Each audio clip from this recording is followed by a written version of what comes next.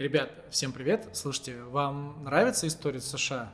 Вот, мне, в принципе, очень нравится, и вообще, я считаю, что Соединенные Штаты — это прям вот что-то такое очень необычное и особенное, ну, исходя из развития государства, да, то есть, ну, обычно мы там, если говорим про каких-нибудь правителей, то это монархи, там, вот это все, да, а здесь у нас, ну, как бы президент, и президентов много. И сегодня мы с вами поговорим еще об одном. У нас, кстати, недавно относительно был ролик про президента Линкольна, можете посмотреть его, более того, поставить лайки, даже под двумя видео теперь можно, под этим и под Линкольном, почему бы нет. Не забудьте, естественно, подписаться, если вы еще не подписаны. Ну а сегодня мы поговорим о прекрасном, известном президенте Джонни Кеннеди. Кстати, если у вас есть еще варианты, о ком поговорить из президентов США, ну, история у них тоже большая достаточно, то обязательно напишите. Ну а пока Джон Кеннеди, вперед, поехали. Джон Фицджеральд Кеннеди, 35-й президент США. Он за свою президентскую карьеру сделал достаточно много, и вообще с ним очень много связано разных событий, но, конечно, помнят все его в основном за убийство, его же убийство, вот, не подумайте ни о чем плохом, вот, и об этом мы тоже с вами поговорим, но давайте с самого начала. Когда Джон Кеннеди родился, сразу стало понятно, что вариантов особо, кроме как в политику идти, у него нет. У него и отец бизнесмен и политик, у него дед был мэром Бостона и достаточно известным человеком. Ну и, в общем-то, как бы логично, что он, в общем, в принципе, тоже будет заниматься политикой. Джон был вторым из 9 детей. То есть не был самым младшим, не был самым старшим, и, в общем-то, на самом деле был так себе ребенок, честно говоря. Ну, в смысле, я не говорю про его какие-то качества человеческие, а именно в плане здоровья. Он там в детстве чуть не умер из-за болезни, вот, и вообще был таким достаточно хиленьким парнем. При этом он любил спорт, и в школе он будет спортом активно заниматься. Бейсбол, баскетбол, легкая атлетика, всем этим он занимался, но в школе считали, что он, ну, так себе. Он учился не очень, не вел себя очень так вызывающе, не особо красиво, ну, в общем, бунтарь, прям бунтарь. Учился Кеннеди вообще практически везде, но очень долго не мог ничего закончить. Гарвард, Лондонская школа экономики, Принстон, но постоянно болел, поэтому постоянно не мог ничего закончить, и вообще у него были с этим большущие проблемы. Самое интересное, есть такой интересный факт, что ему в свое время поставили лейкемию как болезнь, то есть когда плохая свертываемость крови, но оказалось, что это диагноз ошибочный и как бы, слава богу, вот, потому что Кеннеди дальше взялся за свое здоровье, за свою учебу и все-таки закончил Гарвард. После Гарварда он решил конкретно заняться учебой, политикой и всем остальным. Он поступает в Ельский университет, но там дальше Вторая мировая война, а Джон Кеннеди был воспитан как очень патриотичный молодой человек, и он, естественно, идет на фронт. Несмотря на то, что он как бы не особо по здоровью, у него все было хорошо, он прям просился реально вот в боевые действия, и будут отмечать его героизм, его, значит, патриотизм и его самопожертвование, в том числе разными наградами. После демобилизации из вооруженных сил Кеннеди такой, типа, начну-ка я заниматься журналистикой, начал вроде бы все это достаточно интересно делать, но его, в общем-то, отец такой: нет, парень, ты будешь политикой заниматься. И карьера у него, ну, прям поскакала. Он вошел в Палату представителей, в 1953 году он уже стал сенатором, а в 43 года Кеннеди побеждает на президентских выборах от партии демократов и, в общем-то, становится молодым таким активным президентом США. Победив на выборах, Джон Кеннеди становится первым президентом США католиком. Так-то они все протестанты в основном, вот, а он вот первый католик, и, между прочим, именно в эти выборы впервые в Америке прошли теледебаты, что сейчас у них постоянно перед каждыми выборами, прям как отдельная традиция такая, вот. И отмечается, что Кеннеди был прям очень уверенным, очень круто говорил, и очень поэтому многим понравился, и, в общем, привлек к себе внимание. Его главный предвыборный лозунг: «Думайте не о том, что вам может дать страна, а о том, что вы можете ей дать». Вот такой вот прям как не знаю, как на плакат прямо сейчас на выборах наших современных, вот. Вообще, в принципе, слоганы постоянно у американцев такие, прям, типа, ну вы же помните, там, «Сделаем Америку снова великой», вот это все. Трампа же выбрали, господи, вообще Трампа выбрали, да, все, почему? Очень классные слоганы, учитесь придумывать слоганы. Кстати говоря, кроме того, что учитесь делать слоганы, еще и учите историю. И, кстати говоря, Кеннеди вообще, чтобы вы понимали, он всю свою зарплату президентскую отдал на благотворительность. Настолько он любил свою страну. Политику Кеннеди внутри страны нельзя назвать прям супер удачной, то есть у него был всплеск экономический, когда он пришел, а дальше начался кризис, который, ну не то чтобы это, конечно, как в 29 году Великая депрессия, но, в общем-то, около того людям как бы не особо нравилось все, что происходило в экономике Соединенных Штатов, но при этом он сумел снизить цены на нефть, сумел снизить безработицу, но, естественно, у него возникли проблемы с промышленниками. При этом именно при Джоне Кеннеди очень серьезно поднимут и будут решать вопрос с расовым равенством. Если говорить про внешнюю политику, как бы не забывайте, что у нас холодная война, Соединенные Штаты, СССР, вот гонка вооружений, они борются за все, в том числе в космосе. Космическая гонка, которая началась еще до этого, там первый спутник, значит, космонавты, полеты туда-сюда.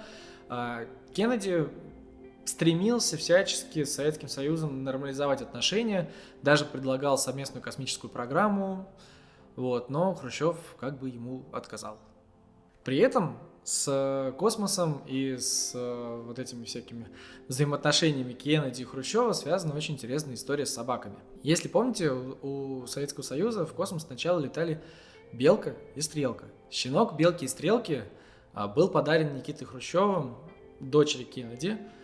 Щенка назвали Пушинка, вот, а у Пушинки, щенки, их Кеннеди назвал пупниками, соединив два слова – щенок и спутник.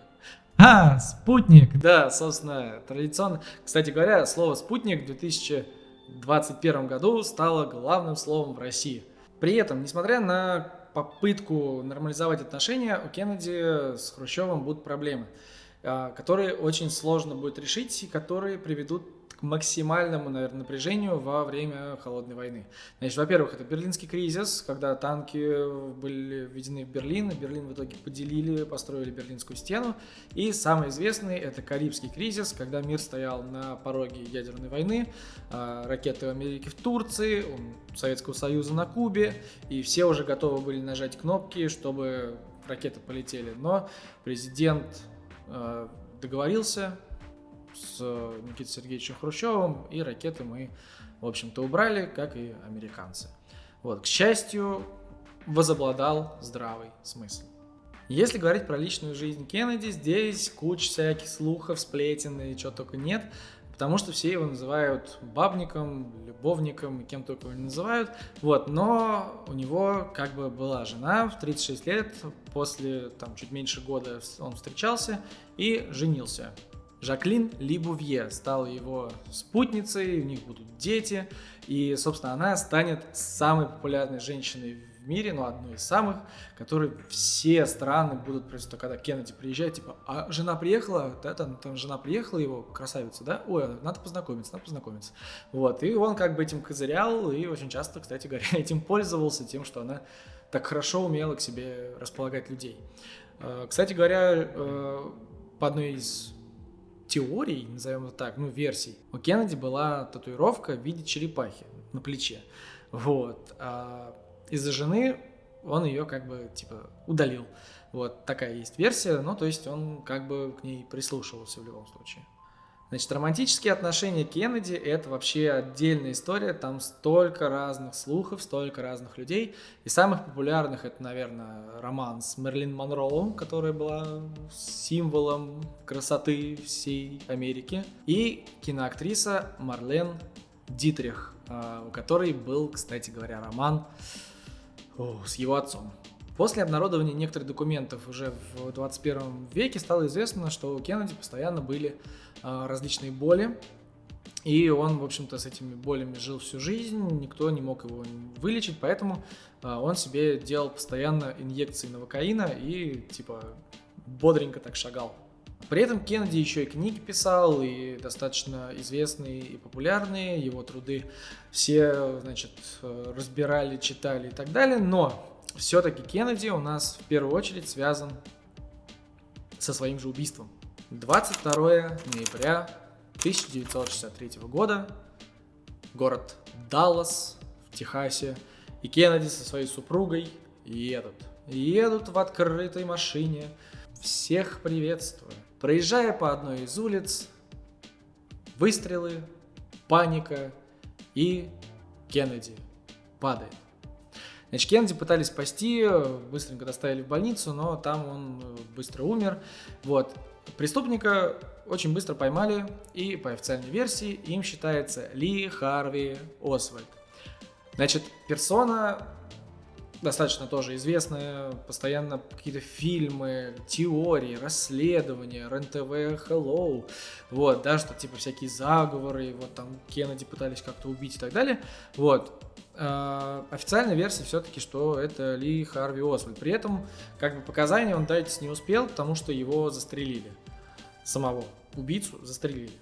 Конкретных показаний от морского бывшего пехотинца нет, да, его, значит, застрелили в участке, и, в общем, поэтому очень много разных теорий. Ну, это как водится, вот мы про Цоя делали ролик, там тоже очень много, значит, теорий, там про, да, человек заснул за рулем, врезался и умер, да, а там вот прям чуть ли не самоубийство и чего там только нет.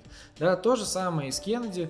В литературе, в кино, везде всячески эту тему обмусоливают, всячески эту тему показывают, демонстрируют. Там вот даже сериал недавно вышел, кстати говоря, про то, как пытаются предотвратить убийство Кеннеди. Ну, то есть даже настолько вот эта тема до сих пор популярна, и они постоянно говорят. Да, кстати, сериал снят по книге Стивена Кинга.